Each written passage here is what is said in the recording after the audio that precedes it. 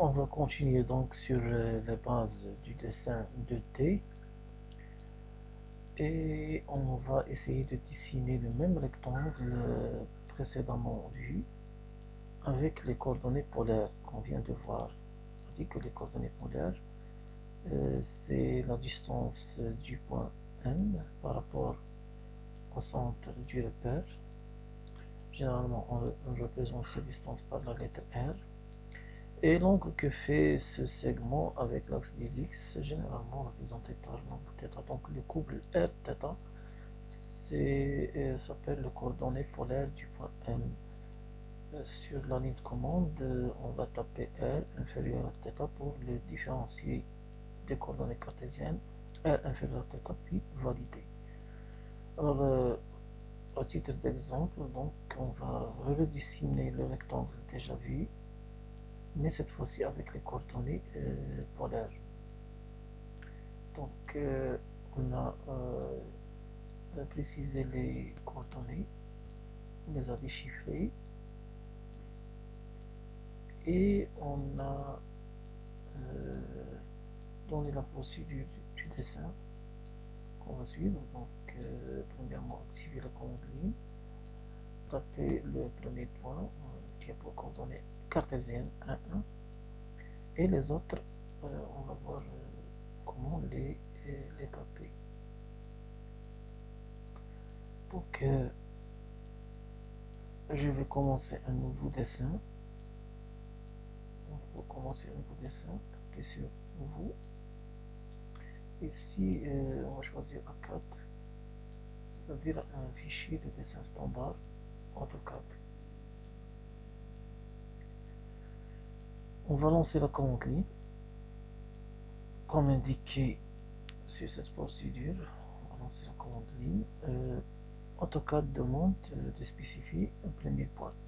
A qui dit un point dit coordonnée. Donc c'est pas ce point ou bien ce point ou bien ce point, mais c'est le point de coordonnée cartésienne 1, 1. Donc sur le clavier je vais taper 1, 1,1. Il suffit maintenant de valider. Voilà, je me trouve ici sur le point de coordonnée 1, 1. Alors les coordonnées suivantes, ce sont des coordonnées polaires. Je vais revenir ici. P, c'est le point de coordonnées polaire. Pour bien sûr, pour mesurer, pour écrire les coordonnées polaires de P, il faut mesurer cette distance. La distance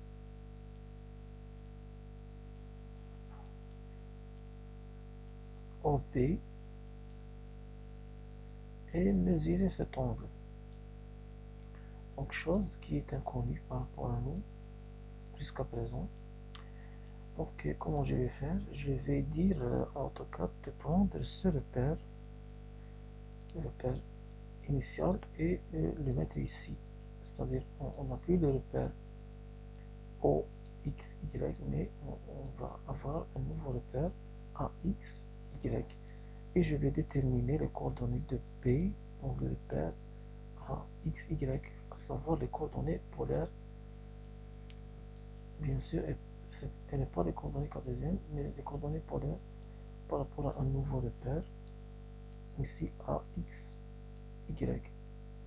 Donc si je veux déterminer les coordonnées de P par rapport à A, X, Y, c'est coordonnées polaires, c'est la distance AB 7, c'est-à-dire 7, et c'est l'angle que fait AB avec AX, c'est 0. Donc les coordonnées polaires de P,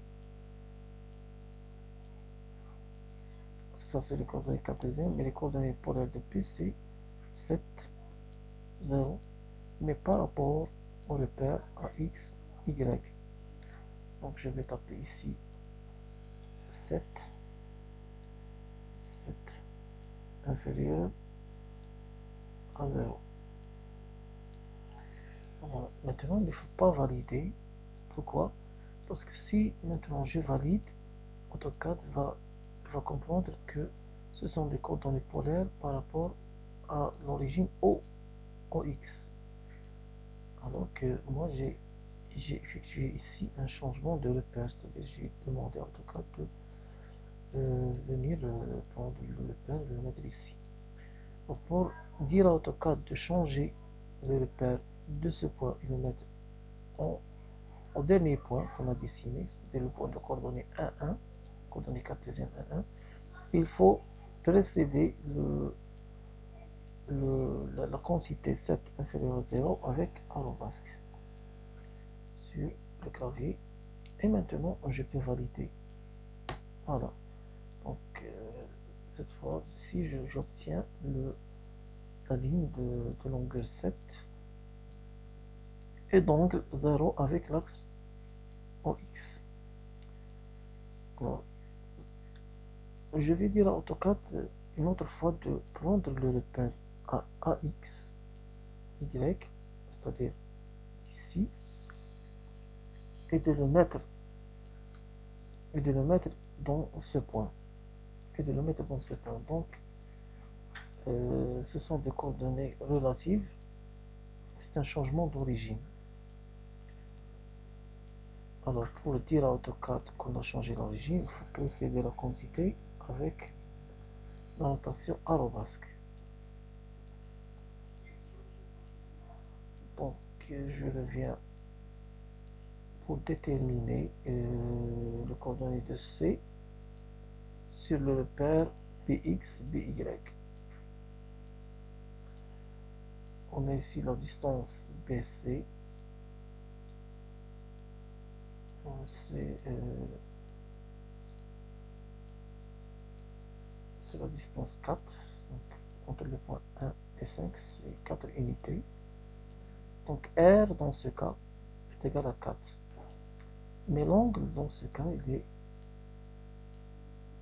c'est l'angle que fait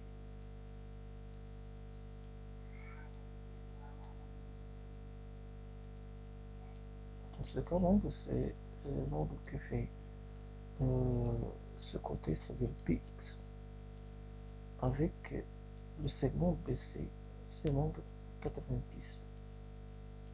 Donc je reviens à la figure. J'ai déjà écrit, bien tapé arrobasque. Il suffit maintenant de taper 4, c'est-à-dire le rayon R, première coordonnée, deuxième coordonnée inférieure, et je tape la deuxième coordonnée qui est l'angle 90. Et je valide. De même, je vais demander à AutoCAD de prendre l'origine du repère Px, Py et de le mettre sur le point C pour obtenir un nouveau repère Cx, Cy. C'est-à-dire le repère, il faut venir s'insérer ici, quelque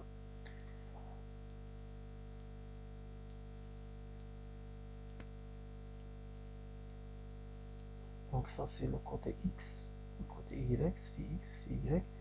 Et je vais déterminer T par rapport à ce repère. Donc T, et il s'éloigne d'une distance de 7 et un angle par rapport à OX depuis ce point. Donc, la totalité de cet angle c'est 180. Donc, les coordonnées du point T par rapport à Cx, Cy, c'est R égale à 7 et θ égale 180.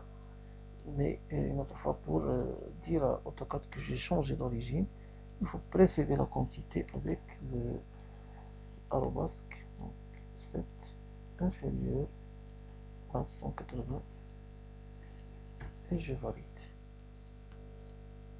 Encore une fois, je me fixe ici, je change de repère.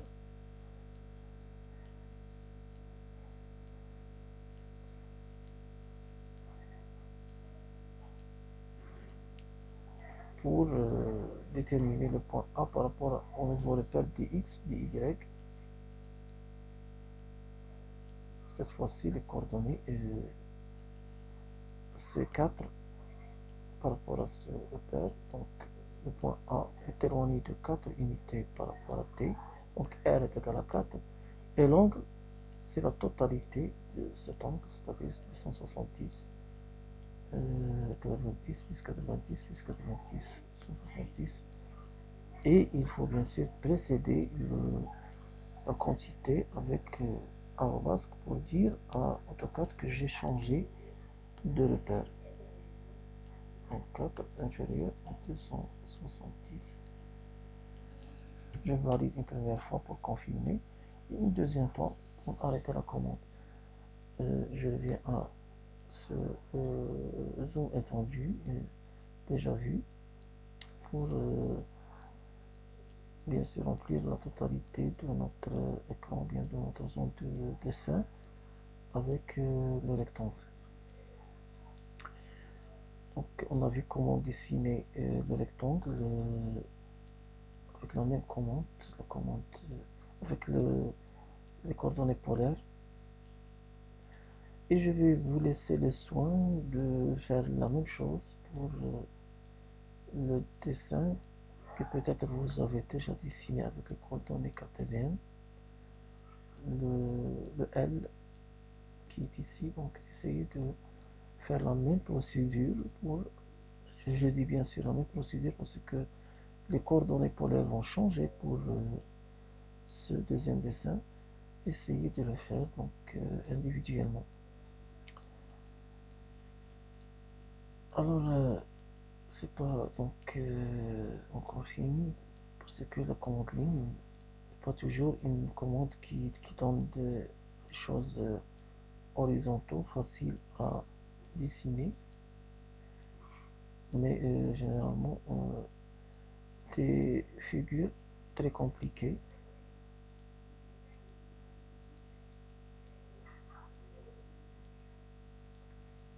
qui sont des figures quelconques. Donc comment utiliser, comment dessiner avec la commande ligne des figures quelconques. Je vais laisser la réponse à cette question pour la vidéo prochaine. On va dessiner avec la commande ligne des figures quelconques. Donc à la prochaine.